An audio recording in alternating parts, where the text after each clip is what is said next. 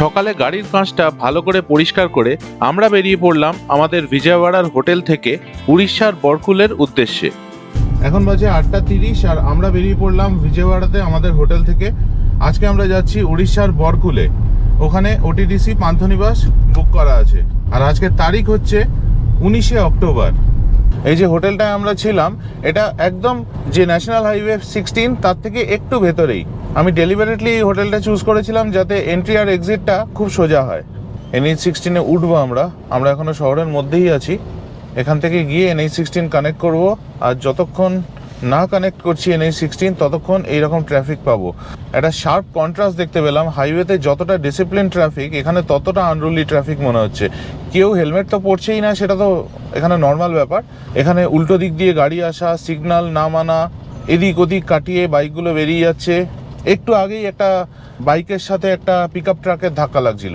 দোষটা বাইকেরই, একদম পিছনে পিছনে যাচ্ছে পিকআপ ট্রাকের। যতক্ষণ না হাইওয়েতে উঠছি ততক্ষণ কোনো শান্তি নেই। দেখুন সামনে ছোট্ট বাচ্চা নিয়ে যাচ্ছে, দুজনের কারোর মাথায় হেলমেট নেই। শহরের মধ্যে থেকে বেরিয়ে NH16-এ উঠে পড়লাম, আর এখন পুরো ফাঁকা রাস্তা, কোনো অসুবিধে নেই। তবে এতক্ষণ প্রায় 10 মিনিটের মতো আমাদের নষ্ট হলো বিকজ অফ দ্য ট্রাফিক। আজকে বিজয়ওয়াড়া থেকে উড়িষ্যার বরকুল অবধি আমরা টোটাল ডিস্টেন্স কভার করব 675 কিলোমিটার্স, আর এটার জন্য টাইম লাগবে 12 ঘন্টার মতো।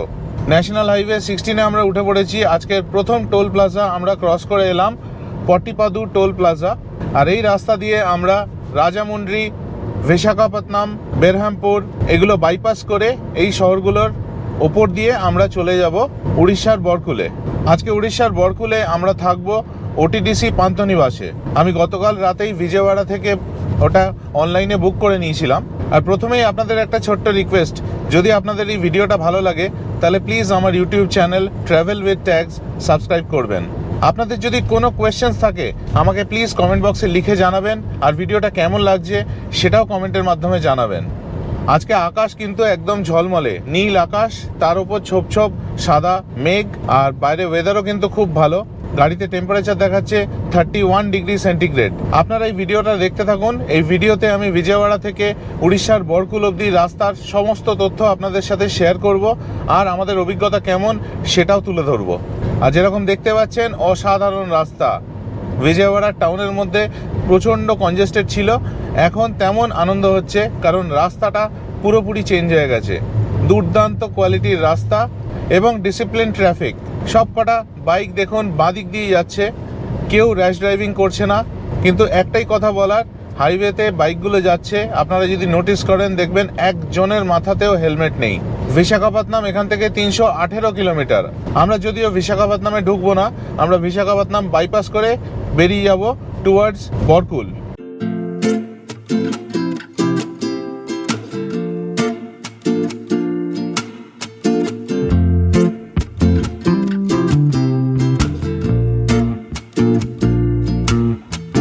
এখন বাজে ঠিক 10টা, আর আমরা ঠিক হাইওয়ের পাশেই একটা ফুড কোর্ট পেলাম, সেখানে চলে এলাম ব্রেকফাস্ট করতে। এটা হচ্ছে গারুদা ফুড কোর্ট। এখানে KFCও আছে, কিন্তু KFC এখনও খোলেনি, ওটা 11টায় খুলবে। তো আমরা ওই জন্য ভেতর দিকটায় চলে এলাম। KFC থাকলে সুবিধাটা হতো যে টুক করে নিয়ে বেরিয়ে যাওয়া যেত, সময় নষ্ট হতো না, গাড়িতেই খেয়ে নেওয়া যেত। চলুন ভেতরে যাওয়া যাক। এখানে এসে আমাদের মনে পড়ে গেল যে এখানে আমরা আগেও এসেছিলাম, যখন আমরা গুজরাট থেকে কলকাতা ফিরেছিলাম। সেই জার্নিতে যখন আমরা হায়দ্রাবাদ থেকে বিশাখাপত্তনম যাচ্ছিলাম তখন আমরা এখানে লাঞ্চ করেছিলাম। তখন কি খেয়েছিলাম সেটাও মনে পড়ে গেল, বিরিয়ানি খেয়েছিলাম। দুর্দান্ত খাবার দাবার এখানে। এই ইন্টেরিয়ার ডেকোরটা দেখে মনে পড়ে গেল। আমরা আজকে নিলাম মশালা দোসা টিনটিন অনিন্দিতার গোগলের জন্য, আর আমার জন্য নিয়েছি puri chicken curry. Chicken curry আর পুরিটা দুর্দান্ত করেছে, তবে চিকেনের ঝোলটা একটু স্পাইসি। ওই জন্যেই আমরা গোগল আর টিনটিনের জন্য এটা নিলাম না, মশালা দোসা নিলাম, কারণ ওরা স্পাইস খেতে পারবে না। আর গোগল আর টিনটিনের জন্য নিয়েছি ম্যাঙ্গো লস্যি। আমাদের এখানে ব্রেকফাস্ট ডান। এখানে আমাদের এই খাবারগুলো নিলাম, বিল হলো 637 রুপিস। আর এখানে কিছু দোকানপাটও আছে। আমার এখনও মনে পড়ছে এই দোকানটার থেকে আমরা আগেরবার বেশ কিছু চকলেটস কিনেছিলাম। ট্রিপের সময় ঠিক টাইমে যদি ব্রেকফাস্ট লাঞ্চ এগুলো হয়ে যায় না, খুব টেনশন ফ্রি ট্রাভেল হয়। তো আজকে কপাল ভালো, খুব ভালো একটা জায়গা পেয়ে গেলাম। ব্রেকফাস্টটা একদম ঠিক টাইমে আমাদের হয়ে গেল। আশা করি লাঞ্চের জায়গাটাও ঠিকঠাক জায়গায় পেয়ে যাব। আর এখানে প্রচুর গাড়ি রাখার জায়গা রয়েছে এই সামনে। এখন বাজে 10টা 48, আর আমরা এবার বেরিয়ে গেলাম। আর এই গারুদা ফুড কোর্ট একদম হাইওয়ের ধারেই। তো আপনারা যখন এই রাস্তা দিয়ে কোথাও যাবেন এখানে আসতে পারেন লাঞ্চ ব্রেকফাস্ট খাওয়া দাওয়ার জন্য। খাবারের কোয়ালিটি খুবই ভালো, আগেরবারও যেরকম কোয়ালিটি পেয়েছিলাম এবারও ঠিক তেমনই খাবারের কোয়ালিটি আমার মনে হলো, খুব ভালো।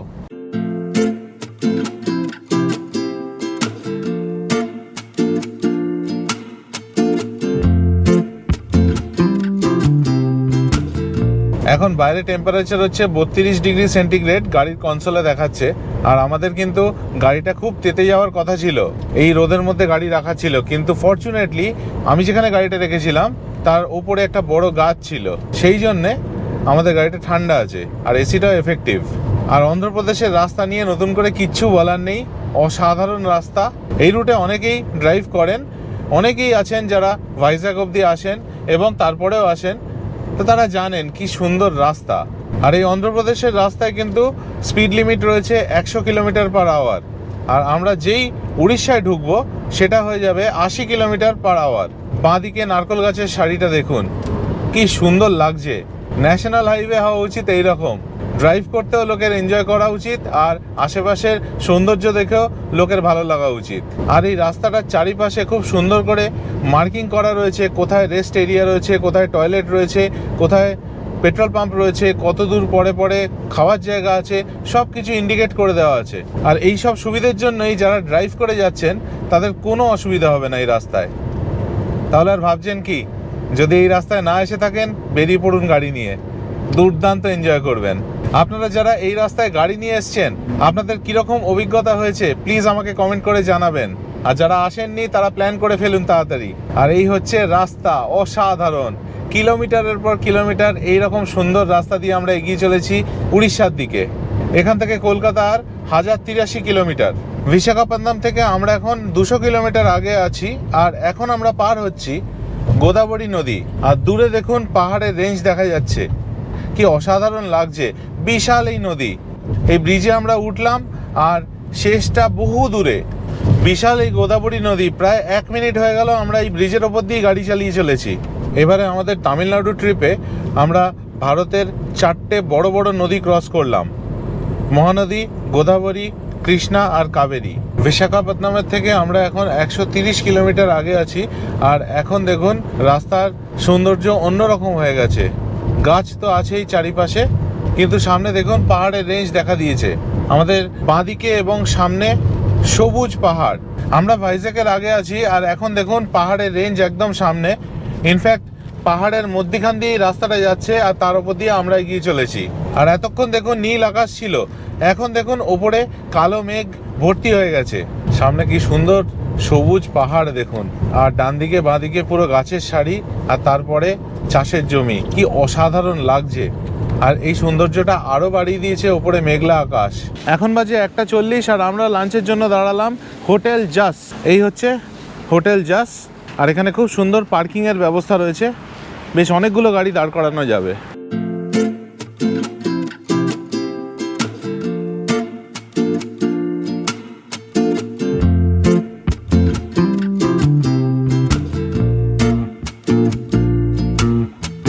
লাঞ্চে প্রথমেই এসে গেছে আমাদের গ্রিন স্যালাড, এবার এসে গেছে আমাদের দুটো চিকেন ফ্রাইড রাইস আর হংকং চিকেন, সাথে দিয়েছে রায়তা। আমরা স্পেসিফিক্যালি বলে দিয়েছিলাম খাবারে ঝাল না দিতে, আর এরা রান্নাটা এত ভালো করেছে, কোনো ঝাল দেয়নি, অসাধারণ লাগছে। আমাদের লাঞ্চটা দুর্দান্ত হচ্ছে। আমরা আরও অর্ডার করলাম গ্রেপস জুস। এখন বাজে 2:44 আর আমাদের লাঞ্চ হয়ে গেল এই হোটেল জাসে। এখানকার খাবার অসাধারণ, দুর্দান্ত এদের ব্যবহার এবং হসপিটালিটি চূড়ান্তভাবে ভালো। কিছুক্ষণ অন্তর অন্তর এসে জিজ্ঞেস করছেন কেমন হয়েছে খাবার, টেস্ট কীরকম, আর কিছু লাগবে কি না, সার্ভ করবো কি না, মানে অদ্ভুত। এদের ব্যবহার সত্যি আমাকে মুগ্ধ করলো। আর এদের লোকেশনটা আপনাদের বলে দিই, এদিকটায় হচ্ছে ভেম্পাদু টোল প্লাজা, এই রাস্তাটা চলে যাচ্ছে ভাইজ্যাগের দিকে। ভেম্পাদু টোল প্লাজা ক্রস করে আপনারা যখন ভাইজ্যাগের দিকে যাবেন খানিকটা এগোতেই বাঁ হাতে পড়বে এই হোটেল জ্যাস। আর যারা গাড়ি নিয়ে আসবেন তাদের জন্য রয়েছে এই রকম সুন্দর একটা পার্কিংয়ের ব্যবস্থা, যেখানে অনেকগুলো গাড়ি একসাথে রাখা যাবে। আর এখানে আমাদের আজকে বিল হলো 1627 রুপিস। আমরা হোটেল জ্যাস থেকে বেরিয়ে পড়লাম, আর এখান থেকে আমাদের ডিস্টেন্স আরও ট্রাভেল করতে হবে 405 কিলোমিটার, সময় লাগবে 7 ঘন্টার মতো।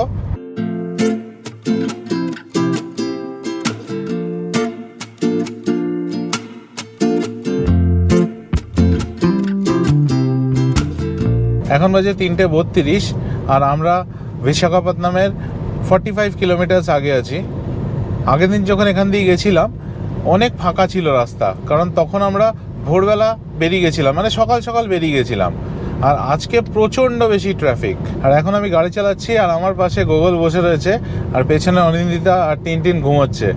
এতদিন ধরে জার্নি হচ্ছে, একটু টায়ার্ডনেস তো আসছেই আস্তে আস্তে, তো ওই জন্যে ওরা দুজন ঘুমোচ্ছে আর আমি আর গুগল জেগে রয়েছি। আমাকে তো জেগে থাকতেই হবে, আমি গাড়ি চালাচ্ছি আর গুগল পাশে জেগে রয়েছে।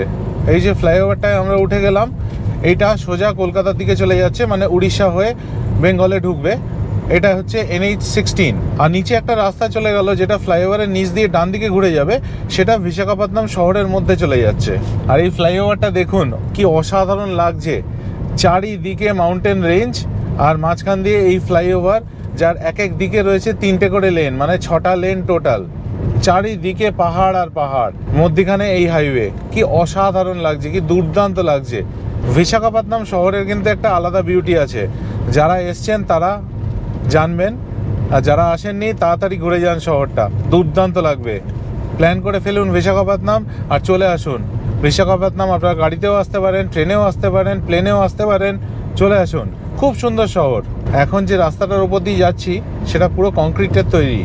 এবার কংক্রিট রাস্তা তো সব ঠিক আছে, কিন্তু গাড়িতে অস্বাভাবিক আওয়াজ হচ্ছে।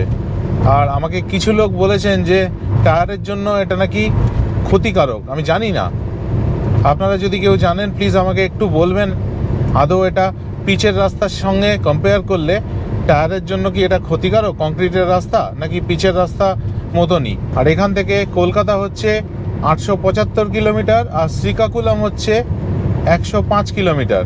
আমরা আজকে শ্রীকাকুলাম ক্রস করে বেরহামপুর ক্রস করে বরকুলে যাব। এখন বাজে 4:11 আর একটা ছোট্ট ব্রেক নিয়েছি। অনেকক্ষণ গাড়ি চালালাম, ওই জন্য একটু স্ট্রেচ করার জন্য ব্রেক নিলাম। আর আপনাদের চারিপাশটা একবার দেখাই, কি সুন্দর লাগছে দেখুন। হাইওয়ের চারিদিকে পাহাড়ের রেঞ্জ একবার দেখে নিন।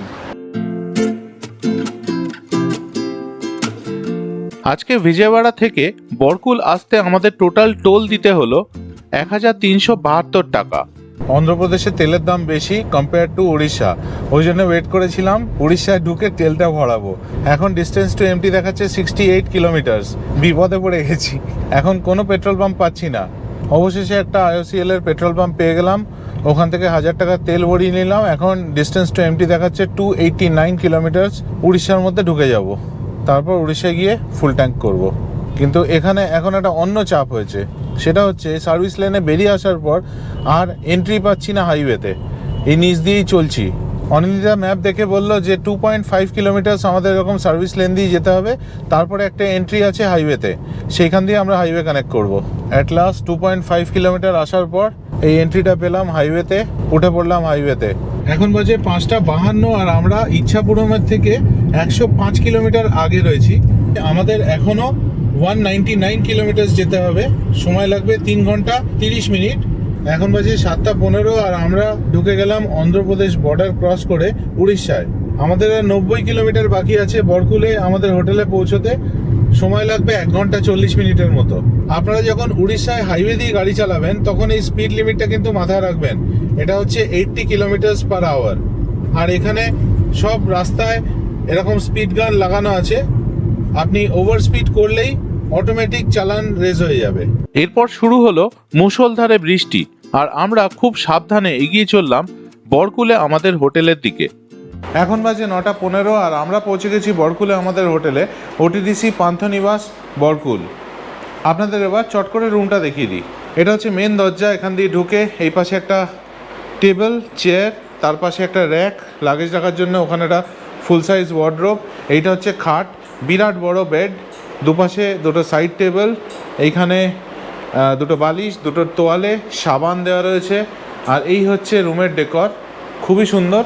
ওপরে পাখা, লাইট, ওই পাশে এসি, পর্দা, ওখানে দুটো চেয়ার রয়েছে।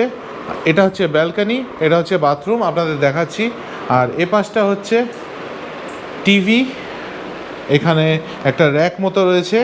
আর এই পাশে একটা টেবিল মতো রয়েছে, আর এখানে মিরর।